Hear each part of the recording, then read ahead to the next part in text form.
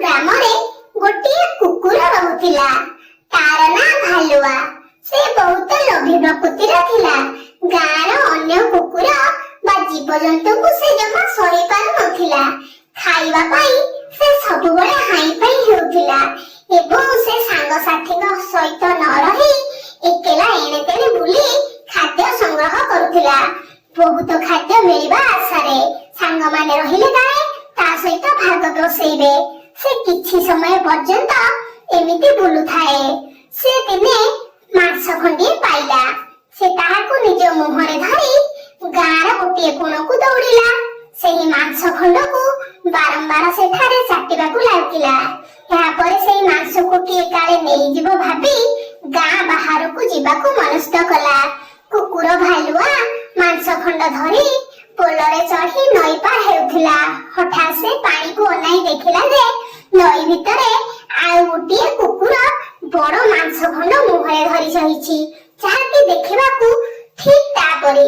ହେଲେ ବୋକା କୁକୁର ଜାଣିନଥିଲା ସେଇ କୁକୁରଟା ସତ ନଥିଲା, ଏହା ତାର ପ୍ରତିଛବି ଥିଲା। ପାଣିରେ ବଡ଼ ଦେଖାଯାଉଥିଲା, ତା ମୁହଁରେ ମାଂସ ଖଣ୍ଡଟି ବି ବଡ଼ ଦେଖାଯାଉଥିଲା। ହେଲେ ଲୋଭୀ କୁକୁର ସେ ବିଷୟରେ ନ ଜାଣି ପାଣି ଭିତରେ ଦେଖାଯାଉଥିବା ବଡ଼ ମାଂସ ଖଣ୍ଡକ ପାଇବା ପାଇଁ ଇଚ୍ଛା କଲା। ସେ ନିଜର ମାଂସ ଖଣ୍ଡକୁ ନଦୀ ଭିତରେ ପକାଇ ଦେଇ ନଈରେ ଦେଖୁଥିବା କୁକୁର ଉପରକୁ ଲମ୍ଫ ମାରିଲା ବଡ଼ ମାଂସ ଖଣ୍ଡକ ଆଣିବା ପାଇଁ। ତେବେ ପାଣି ଭିତରେ ଡେଇଁ ପଡ଼ିବା ପରେ ସେ ଦେଖିଲା ଯେ ତାହାରି ଭିତରେ କୁକୁର ନାହିଁ କି ମାଂସ ଖଣ୍ଡ ମଧ୍ୟ ନାହିଁ।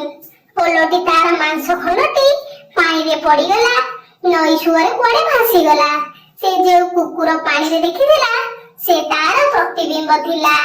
ମାଂସ ନ ପାଇ ଓଦା ଚୁଡୁବୁଡୁ ହୋଇ ଲୋଭୀ ଭାଲୁଆ ମନ ଦୁଃଖ କରିଥିଲା। ହେଲେ ଏବେ ତା ପାଖରେ କିଛି ନଥିଲା। ଏଥିରୁ କଣ ଶିଖିଲେ ପିଲାମାନେ? ଅତି ଲୋଭରୁ ମୃତ୍ୟୁ। ଲୋଭ କଲେ କେବଳ ନିଜର ହିଁ କ୍ଷତି ହୁଏ, ଅନ୍ୟ କିଛି